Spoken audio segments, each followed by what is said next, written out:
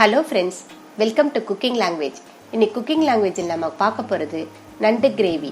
வீடியோக்குள்ளே போகிறதுக்கு முன்னாடி சப்ஸ்கிரைப் பண்ணாதவங்க சப்ஸ்கிரைப் பண்ணுங்கள், லைக் பண்ணுங்கள், பெல் பட்டனை ப்ரெஸ் பண்ணுங்கள். அப்போ தான் நான் போடுற அடுத்தடுத்த வீடியோவை உடனே உங்களால் பார்க்க முடியும். வாங்க வீடியோக்குள்ளே போகலாம்.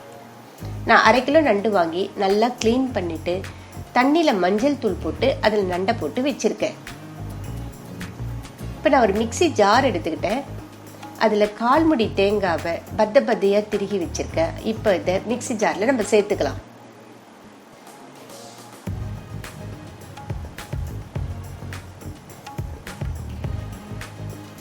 கூடவே 1 ஸ்பூன் சீரகம்,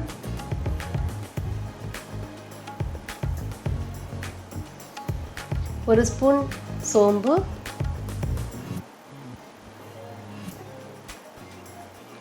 2 ஸ்பூன் மிளகு.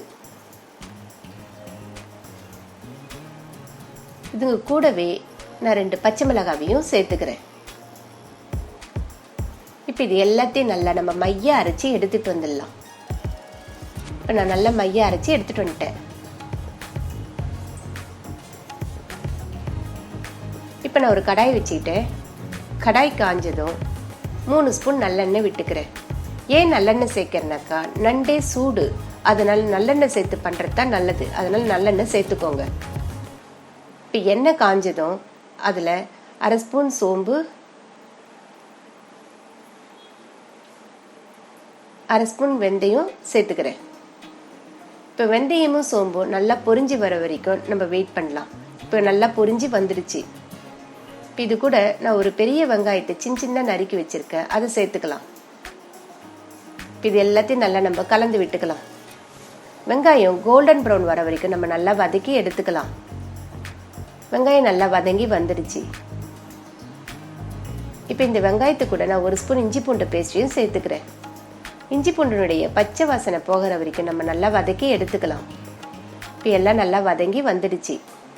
இது கூட ஒரு 1/4 ஸ்பூன் மஞ்சள் தூளையும் நான் சேர்த்துக்கிறேன்.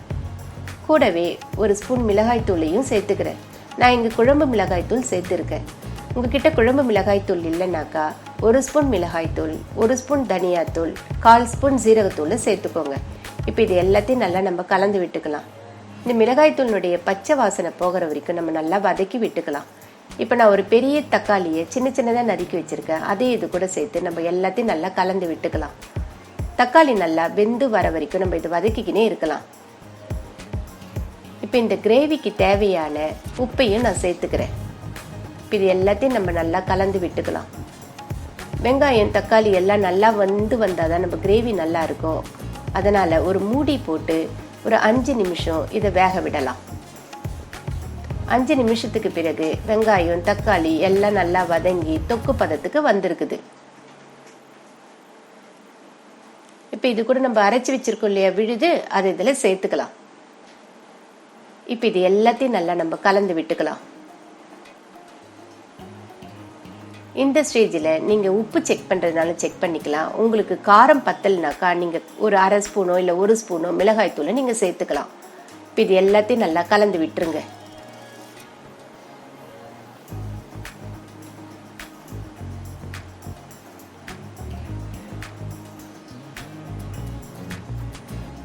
இப்போ நம்ம மஞ்சள் தூள் தண்ணியில் போட்டு வச்சிருக்கோம் இல்லையா நண்டு, அதை இதில் சேர்த்துக்கலாம்.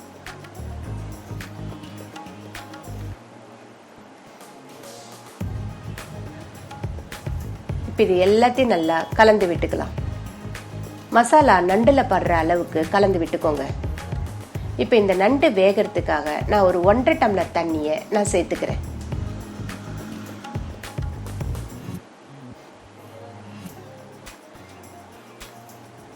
இது எல்லாத்தையும் நல்லா நம்ம கலந்து விட்டுக்கலாம். இப்போ உங்களுக்கு காரம் பத்தலைன்னாக்கா மிளகுத்தூள் தான் நீங்கள் சேர்க்கணும், மிளகாய்த்தூள் சேர்க்கக்கூடாது. இப்போ இந்த நண்டு வேகிறதுக்காக ஒரு மூடியை போட்டு ஒரு 10 நிமிஷம் நம்ம நண்டை வேக விடலாம்.